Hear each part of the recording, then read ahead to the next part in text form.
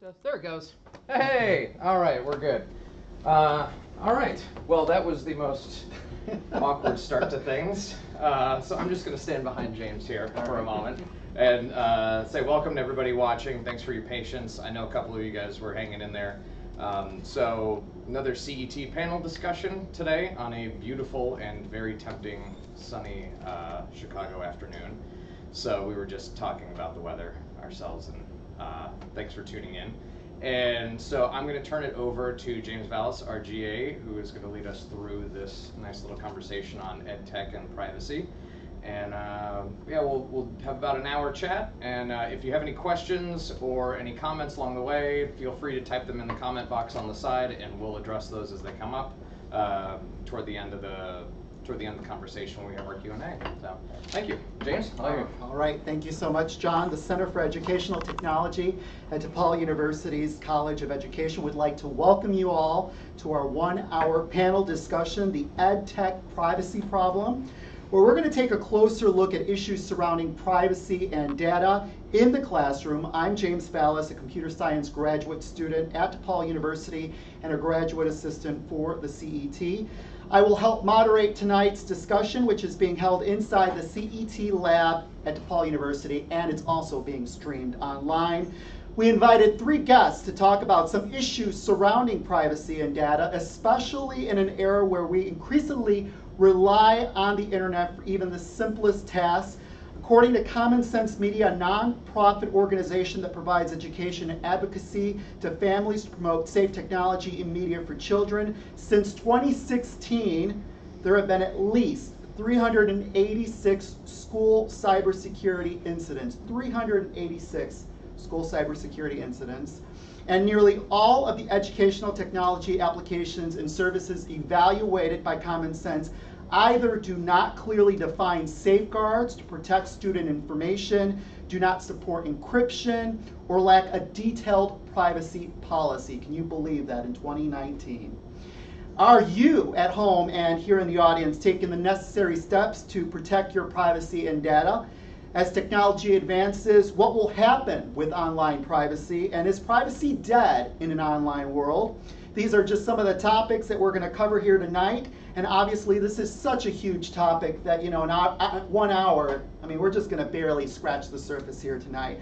We really want this to be an informal discussion where those of you here and online can jump in and ask questions. So feel free to jump in and ask questions. Our goal is to leave you all with a better understanding of some of the privacy and data concerns out there, things you should be aware of, and some tools and measures you can use to safeguard not only your privacy and data, but for teachers and teachers watching, your students as well. Are there certain things you should be mindful of when asking your students to download and use third-party software or access third-party websites? And what is the role that we all play now and how we can prepare ourselves for what is to come in the future? So without further ado, let me introduce and thank all of our panelists for joining us here tonight. We have Amelia Vance joining us via Zoom tonight from Washington, D.C. Amelia is the director of the Education Privacy Project and a policy counsel at the Future of Privacy Forum. She works to ensure the responsible use of student data and education technology in schools, helping educators with resources and information, and seeking inputs from all stakeholders to ensure students succeed. Prior to being at the Future of Privacy Forum, she was the director of the Education Data and Technology Project at the National Association of State Boards of Education. Amelia is also a member of the Virginia State Bar and a graduate of McDaniel College and William and Mary Law School. I mean, is there anything you haven't done, Amelia? Hello and welcome. Also joining us here tonight via Zoom is Steve Garden. He's out in Cincinnati. Steve is a senior manager for Common Sense Education in the Learning Solutions program. Steve is an expert in meaningful technology integration, particularly in large-scale initiatives supporting school districts with professional development planning, program monitoring, student assessment, and communication across stakeholder groups. Prior to joining Common Sense Education, Steve was the coordinator of educational technology for the Maine Department of Education and he served as a member of the Advisory Council of the Maine School and Library Network, Maine's statewide broadband network serving K-12 school and public libraries. Thank you so much, Steve, for joining us.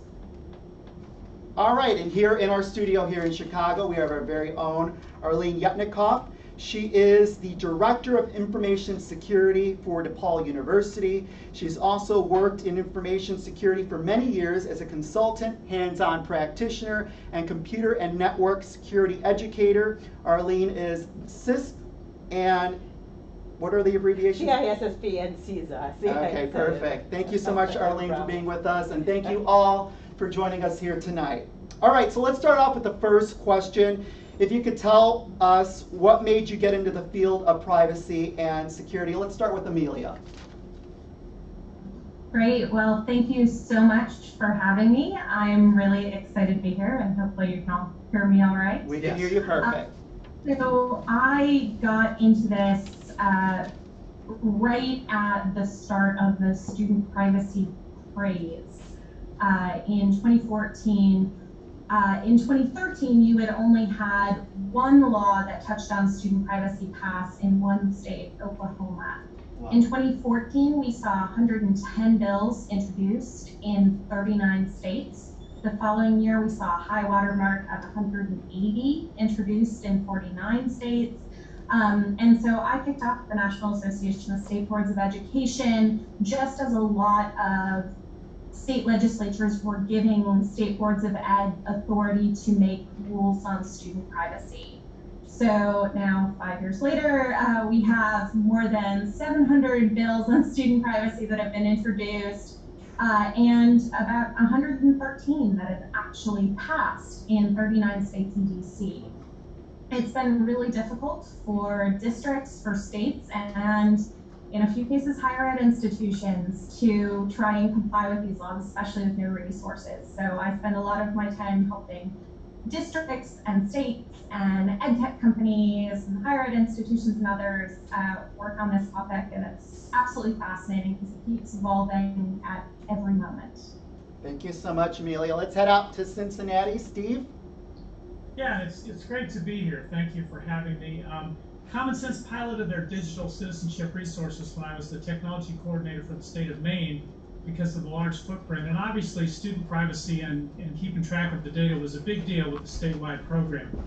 So when I came on board Common Sense, it was really about this idea of effective technology integration.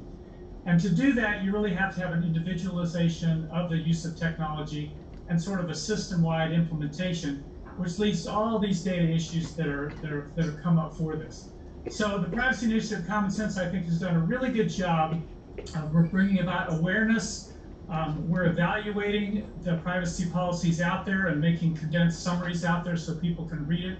We're providing tools for people, and as a nonprofit, we're available to make sure that all these tools are available to everyone at no cost. So I really feel like we're able to make a difference in the privacy community. By publishing these things, by pointing out things, by running the blog. We have a consortium of about 280 members throughout the country of the privacy leaders in the districts, as well as other people supporting this work. And I really think that for me, the big piece now is people need to be aware first what's going on. The more they know, the better off they are. And then they need to have some tools and resources to be able to help them as they're dealing with the issues that are showing up. All right, well, hopefully we'll get to some of those tools in just a minute here. Arlene? Well, I probably came to information security kicking and screaming. Long ago, I was a systems programmer at they were the big 8 accounting firms at that point in time. And at that point in time, we were all working on a mainframe, and they came to me and said, the auditors say we need security. Here's the tape, install security.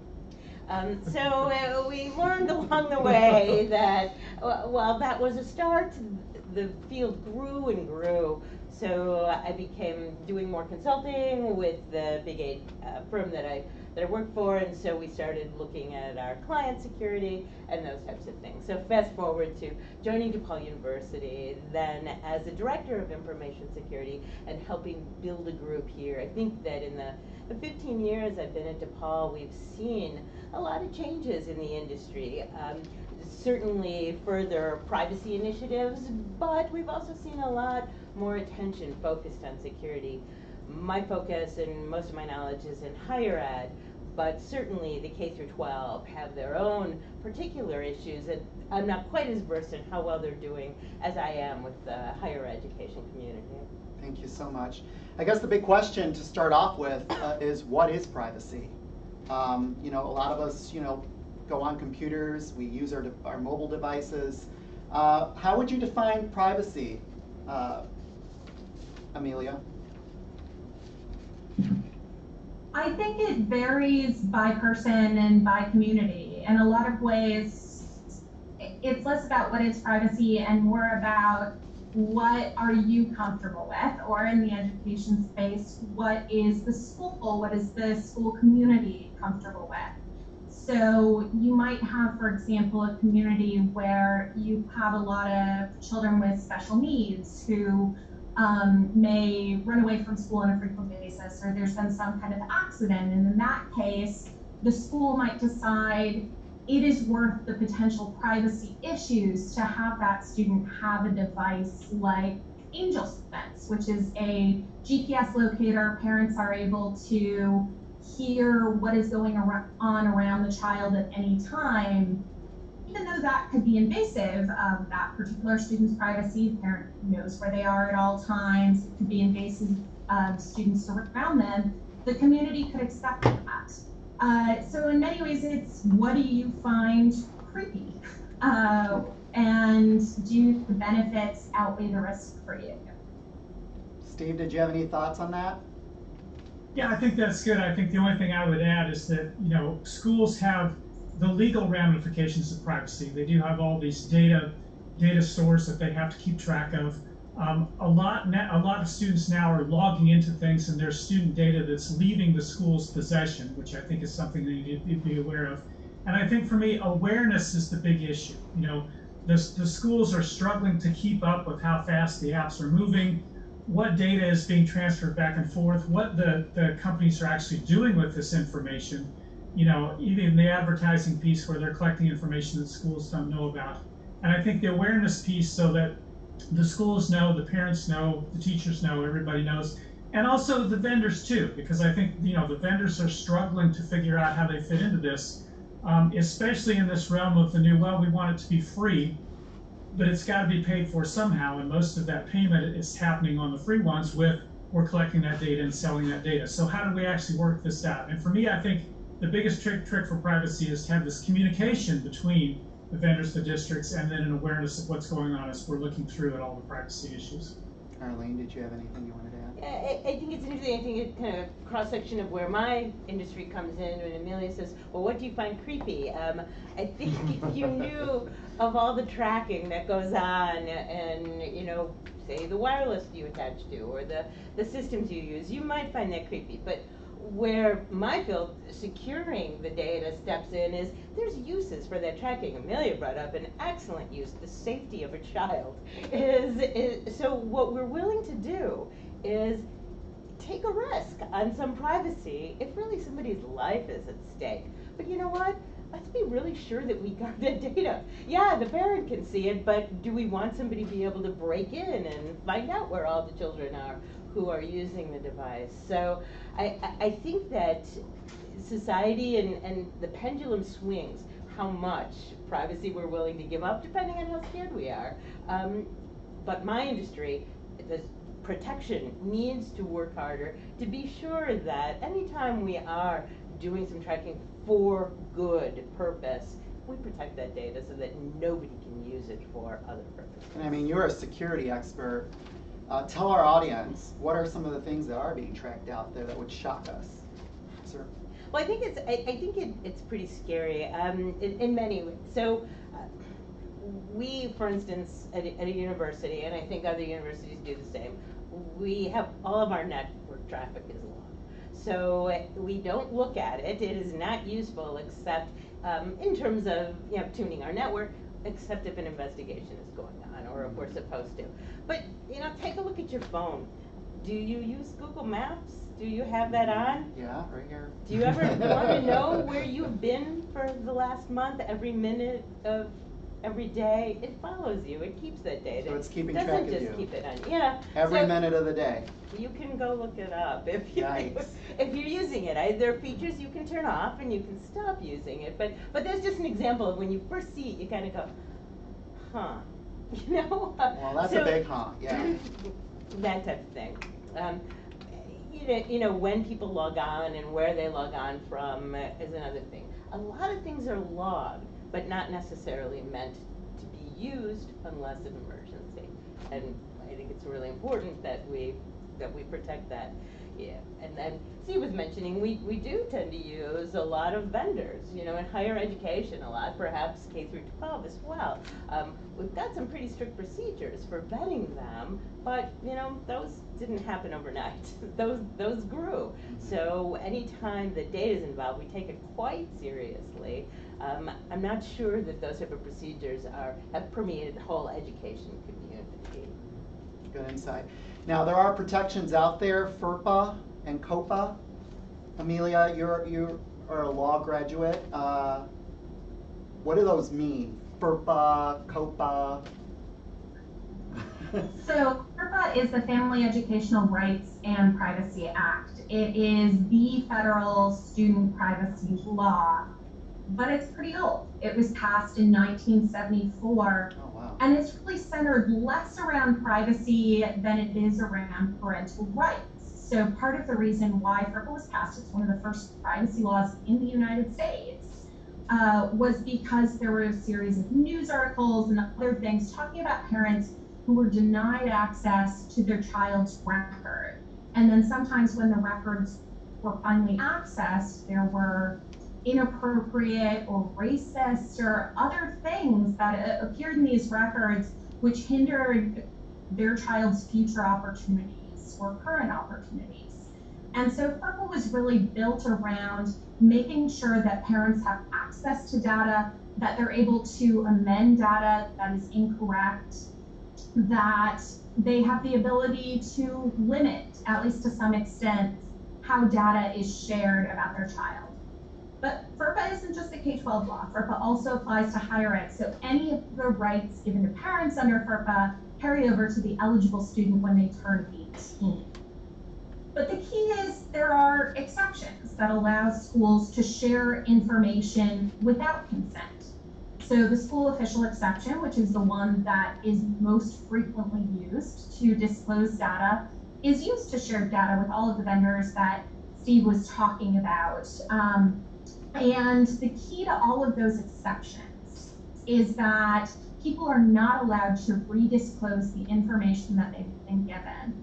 And they're required to make sure that that information is used for the purpose by which they got it. Of course, the trick here is that schools are on the hook.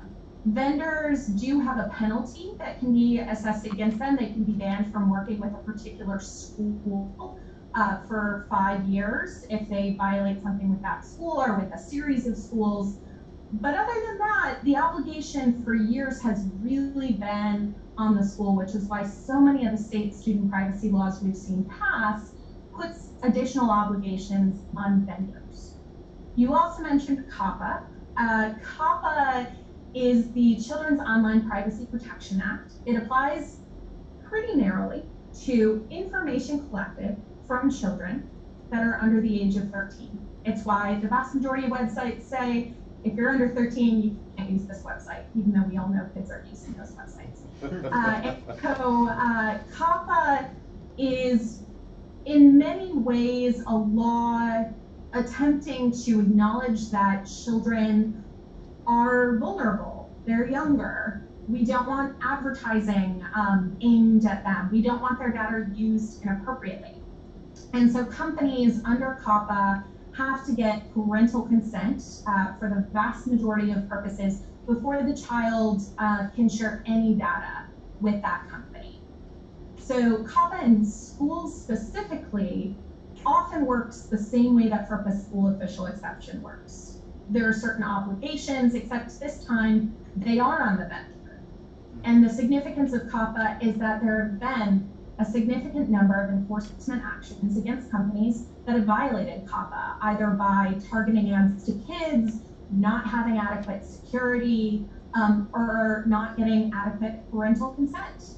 So you can be on the hook for a whole lot of money if you mess that up. And the Federal Trade Commission has showed that they are very eager, particularly now when privacy is really in the news, to take additional enforcement actions to protect kids. Steve, Common Sense released this statistic. Over 50% of 6,000 free children's apps may serve kids ads that violate CAPA. Your thoughts on that? Yeah, and I think one of the big things, because there's the legal aspect for the CAPA and the FERPA violations, and Amelia, you did a great job of summarizing that couple of very complicated things in one word. And Common Sense has several lawyers on staff that are doing that. But for me, the biggest concern is to get that out so that there's an awareness of what's going on. You know, when you're talking about advertising, when a company broadcasts that they don't allow kids under 13, and yet it's a spelling program for kindergartners that they're putting out to do something like that, there's sort of this dichotomy of what we're trying to do as far as collecting this information and what they're doing. Since people want it free, we found there's a lot of advertising out there. And the biggest thing I think we need to do at this point, and what we're trying to point out, is what exactly are they collecting? Are they collecting the verifiable parental consent, or are they putting it off on somebody else? Or what mechanisms are actually in place to make sure that they don't do that? Then we also have the behavioral advertising, meaning they're collecting data and targeting it to that specific individual, or the traditional advertising where they're just flat out. And most schools are okay with traditional advertising in some form because we're used to having ads in the yearbook, Coke sponsors the scoreboard and that kind of stuff. But we're not okay with them pulling this personal information, tying it with other information, and putting it in. And I think sometimes it's very difficult for us to figure out who that is and who's doing what. And I think that's sort of our main focus moving forward, is to make an awareness that this company is doing this is their practice. Then it's up to you to sort of decide, okay, should we use this or should we not? Are there special things we need to put into place while we're dealing with this? Are we moving that around, or are we okay with that? What's going on, you know? And like Amelia said, you know, the legal things are sort of clamping down. Musical.ly/TikTok just got a huge fine for CAPA violations, and I think that's going to lead to companies being a little more concerned about that in the future, because if kids are accessing it, whether you're saying they shouldn't or not, they need to sort of step up and be responsible. And at the same time, they need communication with the districts, so the districts are aware of what's going on and then can make decisions to use things based on accurate information instead of, well, we're just not sure, it's the wild, wild west, everybody's just downloading apps and using them, so just let them go and we'll see what happens. And then somebody ends up being liable for it somewhere down the road. Your thoughts? Schools liable? Vendors?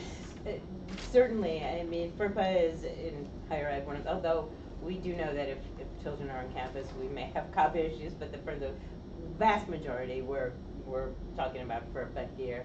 And so the Department of Ed, actually, on the national level, has put some further guidance in as far as reporting breaches.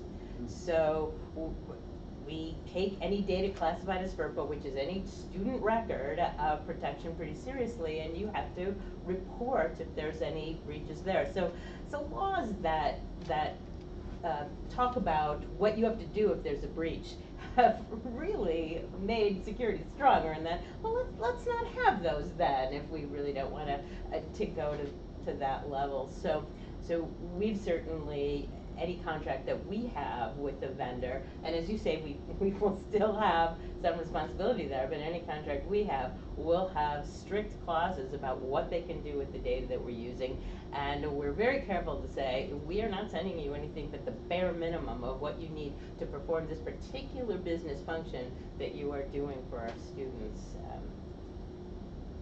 A lot out there. Gotcha. So you talked about data being stored. What are some of the data that's being stored?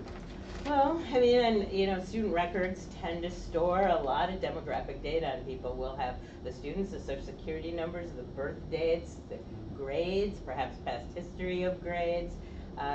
You know, there may be behavioral issues while they're on campus that may be stored there, may be medical issues that they've discussed with us that may be stored there, but really anything pertaining to a student record. And we keep them for a number of years, as do all universities. So universities tend to be a target in that people know they have large stores of data.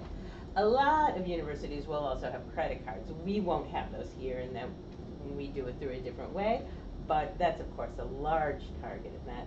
But there's a lot of private information. When you talk about private information, to me there's a couple of different categories. There's private information like your social security number and your credit cards that somebody could use to do identity theft or bank accounts or harm you financially. But those are really just numbers. Those aren't secrets, so to speak, that you would be embarrassed about. Right. And then there's other private information that has to do with who you are and what's happened in your life. That is another form of privacy. And we, while those aren't often categorized by the government in many ways, we take those pretty seriously as well. But those are the types of things we'll have on our students. One thing, FERPA, it's kind of funny in some ways when I first came here. FERPA is a little bit of a culture shock for parents when their students come here, because FERPA rights confer to the student immediately. So when a parent calls and said, I'd like to make sure that my child is registered for 4 classes, we can't say anything to you about what you're, FERPA rights protect the privacy of a student from anyone else, even those who are paying tuition for them. So I guess the big question here is, how much control do students have over their own data? Well, students can see their data. FERPA confers that right, that they can see it, they can request correction for it, and in general, they can see and understand that which we know about them. Amelia, any thoughts on that? So moving into the higher ed arena, because I think it's particularly interesting in this case where you do have sort of student ownership under FERPA.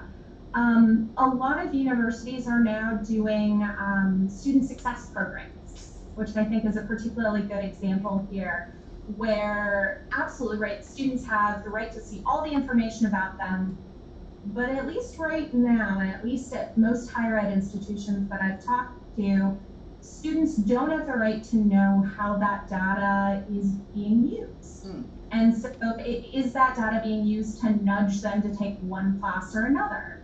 Is the data being used to say students like you don't traditionally do well in STEM, so we're going to push you more towards this particular major instead of that particular major?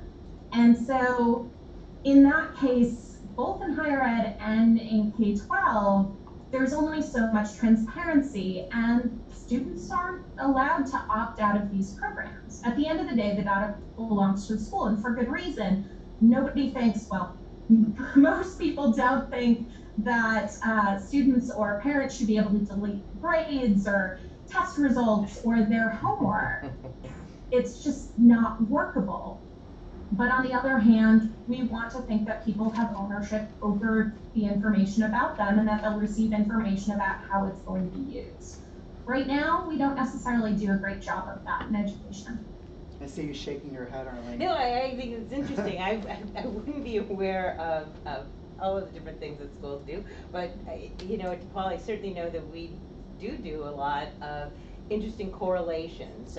So for instance, one thing I found fascinating is that our admissions found that your success in your first week here will be a large indicator of whether you're going to graduate or not. I found that fascinating. So because of that, we built programs where we touch people more frequently, and we have indicators that maybe this didn't go so well. Let's understand and let's talk to it more. So I'm trying to think that I'm not remembering any request ever for someone to say, well, what are you doing, or how are you using it? And I have to say, I do not know how much is explained. There's certainly no secrets there as to how they use it. But I find what you said very interesting, Amelia, that do people come right? Is there transparency and light of day? I like to think we certainly would. And it's really particularly interesting because schools like DePaul are using this information in a really positive way that helps students. So. Like you're mentioning, there's human interventions, there's figuring out how you can keep kids and keep them able to graduate and have good careers. But we've unfortunately seen an example where this went bad. You had Mount St. Mary's University in Maryland, where the president of the school gave a survey to all students, didn't tell anyone what it was for, and then I don't think this was based on any science whatsoever, so it's loosely predictive analytics, but he basically identified students who the data said would fail and tried to convince them to drop out. And so in those cases, like, the institutional interest won't always align with the best interest of the students. Their ranking would go up if those students who were almost certainly going to fail dropped out. So in those cases, it really does bring in a tension between sort of student agency and makes you ask how carefully are we making sure that everything that's happening is about students, which so much of that is about, are there humans involved to help students? Is the data being used not to make decisions, but to help figure out where more humans are needed? Steve, your thoughts? Yeah, I think moving into the K-12 arena too, now you have the other issue of the student is no longer responsible, depending on their age, for their own data, because there's the parent responsibility piece. So do the parents actually have the ability to access this data, correct things that are wrong, know what programs are being used, know what their students are actually doing, and then know what's happening with that data? And I think especially for the under 13, the COPPA concerns that we have, you know, parents really need to know exactly what's happening with that data, because now so much of it is being spread out. Schools are farming off a lot of this data that's going to a lot of different areas.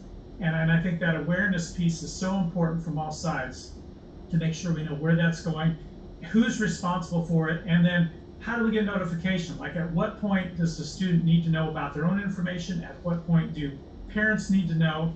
And then obviously the school needs to be able to keep track of that too, because it should be serving the best interest of the student as you're going through. And I do think that technology is really beneficial to a lot of these kids. I mean, I've seen the implementation of technology in a way that actually helps. We talk about differentiation. I don't think it's possible without some technology infrastructure to help with that. But we do have to make sure that there's some wrappers around that and some, you know, some protections in place to make sure that it's being used effectively and wise. I found this pretty interesting, talking about control here. California is the only state with protections that gives teens the right to delete information they post. 58% of 12 to 15-year-olds think it's easy to delete their information online. Common Sense Media stats. Your thoughts, Steve? Yeah, and I mean, it's funny because we do a lot of research at Common Sense, and for me, the most hopeful thing coming out was the last one we did. Teens said they're finally concerned about tech use affecting their real-life relationships. They've never been worried about that. The adults have been worried about this for quite a while, but teens have always said, no, we got this. Now, the first time they're saying, you know, maybe some of this is going too far and I'm not aware of what's going on. So I do think that the laws are going to be becoming much more prevalent. You know, I think California is leading. People are looking to see what happens with the Shine a Light legislation as that moves forward, which gives you the right to actually opt out of your data being used somewhere. I think more states are going to model that after. I think where we are now, we're really in this awareness state where right now we're not even aware of all the data that's being tracked. You know, we don't know what our smart TV is collecting from us. We don't know. All I know is that when I tried to disconnect my smart TV, I couldn't do it. I'm pretty techie, but I put in a fake IP. I tried all these things, and the only way I could actually get it off my network was to reconfigure my router, put a different password in, and reassign all the other devices because I couldn't get it off. So we don't really know what's happening here. In this age of now, the facial recognition is picking up and being used for a lot of things. When they had the committee, you know, the feds were going to put together the committee of businesses to decide what do you do about facial recognition, and they all walked away saying there is no scenario in which people need to know or be notified of facial recognition being used. So all the box stores are now using it. You know, you're receiving ads for things that you don't know how they got that information, and it's tied to information they're gathering from you that you don't even know. So I think The awareness pieces we're going through is very important. Having the tools, I think, common sense, we really do. And I just want to point out, not an advertisement for us or anything, but if you just search Common Sense Media, Common Sense, we do have tons of resources on the privacy there. I think a lot of people are using our stuff. It's completely free. It's wonderful. And we are trying to make a difference out there in the world as far as what's happening. Amelia, how easy is it to delete something online? You say you want to delete your information. Is it really gone? I saw a great video a few years ago at a digital citizenship conference that I think the FBI or someone else had put it out. And it was this girl posting a picture of herself, it was like a silly picture or something, on a school bulletin board. And the video showed kids coming and grabbing a copy of the picture and wandering away, and every time they did that, that picture pops right back up. And finally, at the end of the video, the student goes and tries to take down the picture, but again, new copies pop up every second. No, you really are unlikely to be able to delete something off of the internet. So what we need to do is make sure that we use resources like Common Sense's digital citizenship information, that we educate teachers and others about putting out information in the first place, because once it is out there, it's incredibly hard. And I'm not just talking about getting the people to do it, I'm talking about the technical ability to delete something that is digital these days, other than taking a hard drive out in the woods and smashing it. It's incredibly hard to do. And so you can have eraser button laws, and I think they can be very useful, especially like if there's a situation where you have a non-consensual photo of someone posted online or something, where having a law can be really useful in making sure that companies take down that information if the school or the particular child or parent goes to them. But generally speaking, once it's out there, it's going to be out there. So how do we make sure that kids make smart choices, and college kids also make smart choices before they post things or put information out there? And I also think that they need to be aware that there are other technological pieces out there too. Talking to NECMEC, the National Center for Missing and Exploited Children, done quite a few things with them. Great organization working at protecting children that are out there. But what people don't know is Twitter, Facebook, and all those other ones run all their stuff through an automatic software, because not only is facial recognition out there, but it also recognizes other things. And anytime it detects what it considers to be an underage inappropriate image, it sends it directly to NECMEC. No person's involved, nobody knows this.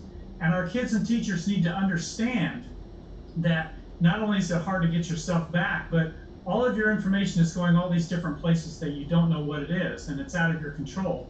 Something that you're sending privately to another person is actually being intercepted and sent to one of the federal agencies that's then going to look at it and say, should we take legal action on this or not? And it's completely out of your control. And I think people just need to be aware of these things that are happening and then figure out what they want to do about it. This all sounds kind of terrifying, Amelia. And Steve, your thoughts? I agree. It is. We have the joke. It's the internet. We don't delete anything. And when every now and then we have received requests, different types of requests. Like there's something posted on a web page. Well, we can get it down. Well, Google's already cached it. We can now. It's not totally simple to get Google to take down the cache, but you can do it. We've run into a lot of trouble, and I fully agree that it's going to start with talking to people, and it's not just posting things. People that have sent private pictures that haven't been intercepted, they've sent private pictures to someone who they trusted, who later they became not friends with in certain ways. So there's a lot of sites where then these people go and post this, and maybe you've heard the term revenge porn, where people take and post. Now, a lot of these companies, they're not in the United States. They're not really, they make their money from trying to get you to pay to take down the pictures. So they're not really interested in cooperating. We've had, unfortunately, a number of cases of that. We have young people who might not have thought a lot of the things through when they share things. So it's not just posting, although that tends to stay around for a very long time. you know, I joke around, I'm like, well, I think the safest thing to do is to name your child John Smith, because then it'd be very hard to differentiate them from all of the other John Smiths. Where, you know, named Arlene Great, you can probably pinpoint, you know, the bad things I've done online pretty quickly. It's a different world today where you have to be extremely careful that what decisions you make follow you for a very long time, and people need to learn to Absolutely. do. So I guess the question is also, who's in charge of giving consent? We talked about that earlier. Is it really the parent's responsibility? I know, Amelia, you did a panel with the FTC back in 2017 in which you asked, what is the value of consent? Some of the panel said the consent model is too burdensome, with concerns over the district passing the responsibility onto a parent who doesn't probably have the expertise to evaluate the privacy and security implications of a particular app. Do you feel we've made progress since then?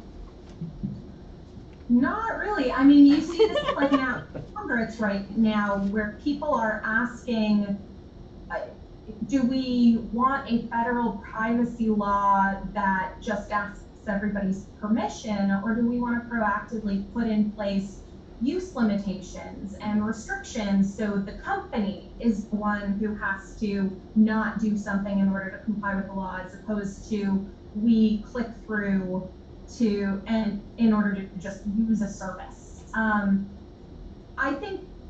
I know there's a lot of privacy advocates who think that the solution to student privacy issues is have parents consent to everything, but your average parent doesn't know much about tech, is probably like the rest of us, including me, and just clicks through when they want to download iTunes, or they want to read a particular book or see a particular website. And so in those cases, why should we pass on the responsibility to a parent who isn't able to do the deeper security drive that the school can do, or do a privacy and security review that the company is required to do by law? I think there are definitely things where it makes total sense to get parental consent. So things that aren't important to the classroom function, a particular product which exists. I heard a few years ago where kids are hooked up and they play this game, and as they calm down, the game becomes easier. That could be really useful in helping kids modulate their moods and learn how to control anger, getting upset. But it's not an essential classroom service. That's the perfect situation where you would absolutely want to have parental consent, and parents could easily understand what they are consenting to. So I think while consent can be a piece of fixing the privacy issue, it's absolutely not the solution the vast majority of the time. Your thoughts, Arlene? I agree. I mean, people click through EULAs all the time. I mean, with the end user license agreement. So I don't know very many people that would take the time to read all of them. Even my colleagues in security are not going to read all of them. So at a time you might have an idea of what the service is and what it should do, but you might have just agreed to something else. So I think restrictions on use of student data for educational purposes and business purposes is a very good thing. So if a teacher wants to, let's say they want to use, I know in computer science we use third-party programs all the time. What concerns should teachers have when they're asking their students to use that software in the classroom? I think that anytime you are using some software where your student is interfacing with external services, that has to be vetted. That I would not like to see a teacher who doesn't have expertise in the area read about a service and say, I think this is great. This would be great for my students. I'm going to have them use it. And maybe it would be great. But let's have somebody who's qualified talk to that company, find out if they think that they have a chance of controlling the data from unauthorized eyes. And so vet it.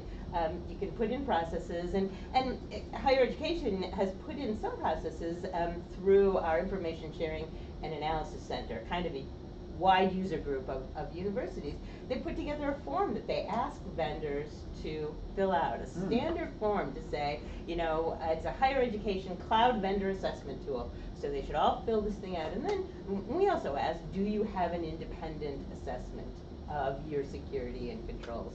So from my side, we're like, are you able to do what you say you're going to do? And of course, our general counsel gets involved with any kind of contract to say, well, what do you say you're going to do as well? So you're saying that the teacher should fill out this form, or? Well, no, I don't feel that the teacher should make that decision independently. I think they should bring that to a technology and a legal area who can help determine the risks and the benefits. Gotcha. And I'm not going to be really popular for saying this. At FERPA, teachers really can't consent most of the time to sharing student information. Part of the requirement for sharing data with a third-party app or others, that's falling under that FERPA school official exception. The vendor has to be, the school official has to be under the direct control of that educational agency or institution. And if the terms of the service say that, you know, they can change the privacy policy at any time, if there's anything in there that's incompatible with FERPA, then a teacher consenting to that means that the school does not have direct control of that vendor, and sorry school, your teacher just violated FERPA and you could get in trouble. And so it is really important that schools designate who can sign up for things. How do you more efficiently make sure there are apps available so teachers can be innovative and adopt apps that help their students, but also make sure that there are privacy controls in place. So, Amelia, how do schools maintain direct control over edtech providers when they rely on the school official exception to FERPA's general consent requirement then? So there are a variety of indicators that were provided to us by the Department of Ed in their guidance on, I think it's called Model Terms of Service. It's available along with all of the Department of Ed's really wonderful guidance at studentprivacy.ed.gov. Highly recommend it. And they actually show, here's a okay privacy policy term under FERPA. Here's a very bad privacy policy term under FERPA. And, you know, here are some indicators. So if you're in a tiny rural district and at the end of the day, the teacher is going to be the one vetting that app for privacy, it can provide some of those indications. But it's really hard to do. You have some districts that have adopted model contracts so that they don't have to sort of go through the privacy policy every time the vendor is bound by the contract itself. That's taken off in like 23 states.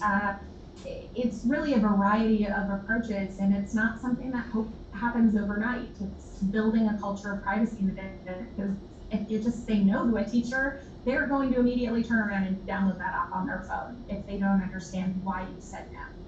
Seems like such a process. I feel like I'm going dizzy here. And I do think also that the K-12 realm is very interesting and probably a lot different from higher ed in that you have some districts that have total control and management, but you have a lot of districts where they really don't. It's sort of really up to the only individual teacher. And I think my advice to that would be, whenever a teacher uses an app, yes, you have to do the policies, but teachers aren't going to read those. That's sort of been our work, is to try and summarize these so we can at least get these going. But what a teacher needs to do is ask, first of all, what am I collecting and what am I doing with it and where it is going? And if they think about that when they're using an app in their classroom, at least I think that's the first step to that awareness piece. Because when a teacher clicks accept, they are legally binding that school district, whether they've read it or not, for that app. So I think if the teachers can at least start by thinking up front, all right, I think this app is very cool. And we also have the problem of they go to a conference, they get all excited about something, they see something, they come back, they want to do it, the tech coordinator says, no, you can't do that without this process, but, well, no, I've got to do it now because, you know, that kind of thing. So if they can at least start by asking the basic questions of, what am I actually putting into this app? What am I collecting for my students? And then what are they using it for? What's happening here? And then where is it going so that there might be something else? I think that's a great first step. and then put in all these other practices that we've talked about that we know are best practices but are really hard to implement. All right. And so I guess, you know, not only have parents been left out in terms of consent, given all of these concerns, I mean, overall, I mean, it seems like it's such a process. Are students just better off without technology? No. Okay. No, I think that we probably had a lot of the same trouble on paper with lots of privacy and locked up. I think that there are absolutely ways that we can control and protect it, and I think just the benefits to the education of a student, I mean, your field, not mine, but from what I see, educational technology just enlivens the students and can really bring, you know, new enthusiasm to areas that didn't before. Yeah, I agree, and I think one thing I'd like to point out is that, you know, the state of Maine is actually going to their 19th year of one-to-one statewide.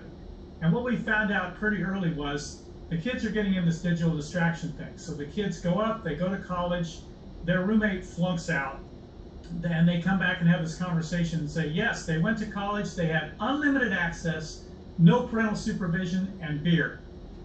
Bad combination for what they were doing. And what the kids that said is, no, I learned how to manage that myself when I was in 7th grade. And I think it's very important for schools, especially the K-12 realm, where we're trying to prepare kids for this world. We need to give them the tools to be able to manage the resources that they're absolutely going to have access to.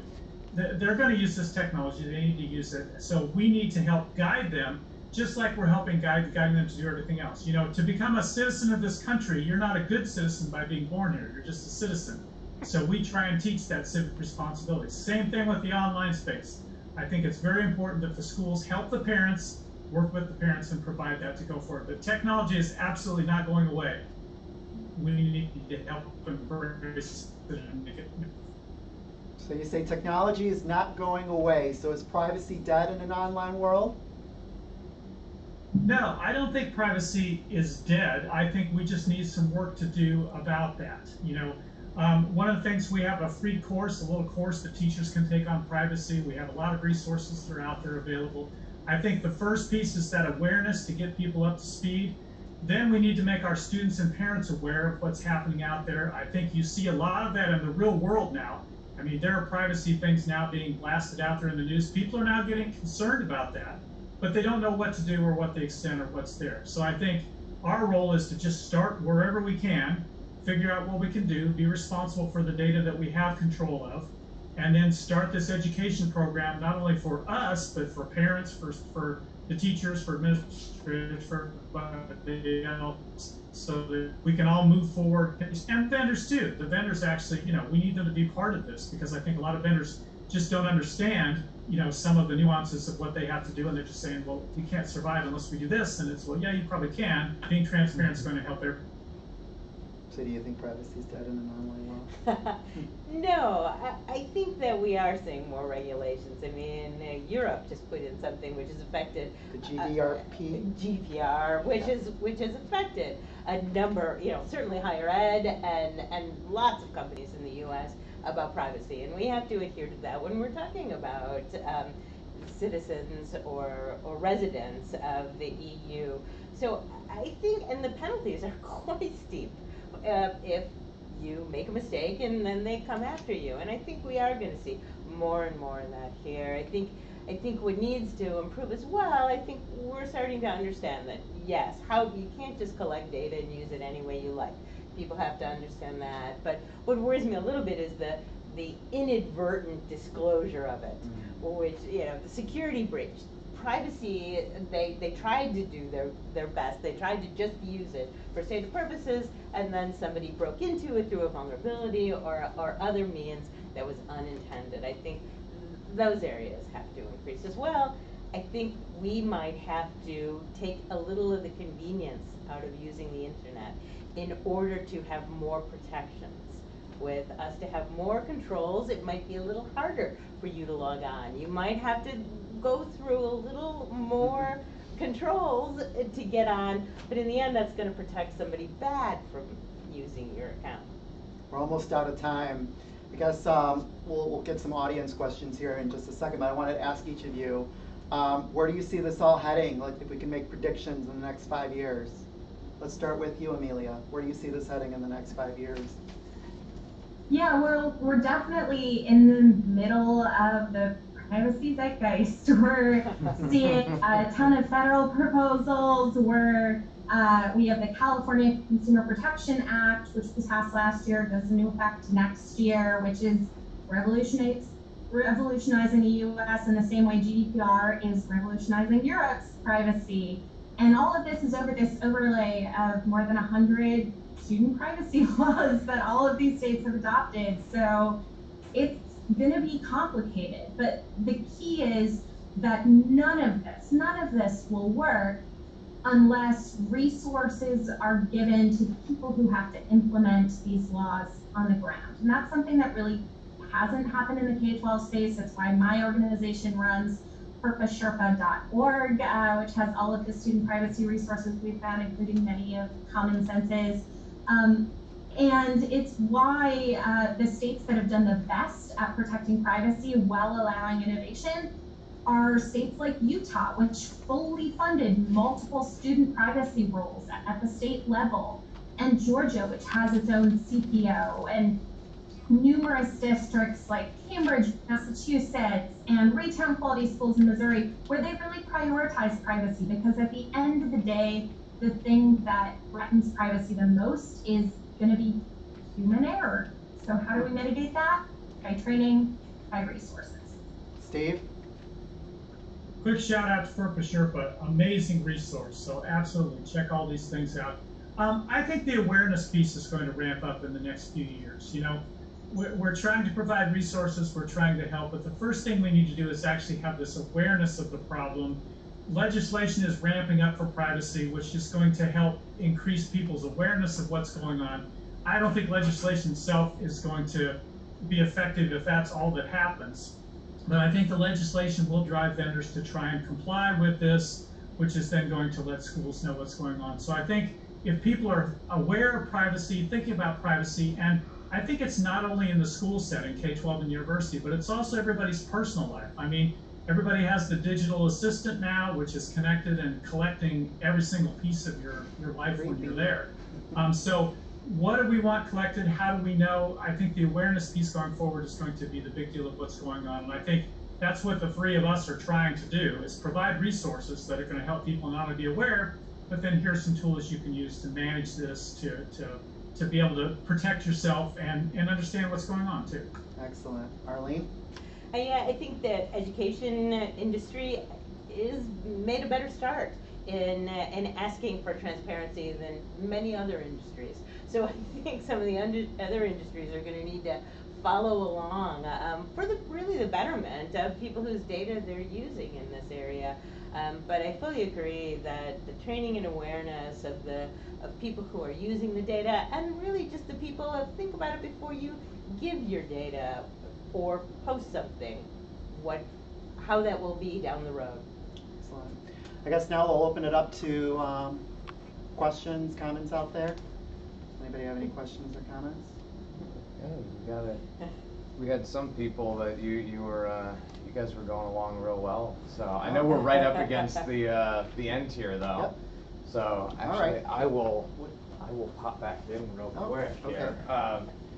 Let's say we'll hang on for just a few minutes. Again, last call if you want to type in anything, and James will take us home. But I know we've gone over a few, so this will be posted on later as well. James will give us some contact info, but I think we'll go ahead and get us back into the end here. So thanks. Right. Well, thank you guys so much. And that concludes the panel discussion. I want to thank our guests, Amelia Vance with Future of Privacy Forum, Steve Garden, Common Sense Media, and Arlene Yetnikoff. I knew I would butcher that at some point, with DePaul University. Thank you guys so much. Really appreciate it. All right. And thanks to those who showed up and are watching at home or wherever you're watching online. We will make this recording available on our YouTube page and learn about tonight's panel discussion, including simple ways teachers can protect student privacy, downloadable guides and facts and stats. Visit our blog, blogs.depaul.edu/CET. And from all of us here at the CET at DePaul University, thank you and good night. Thank you. Thank you. Thanks, guys.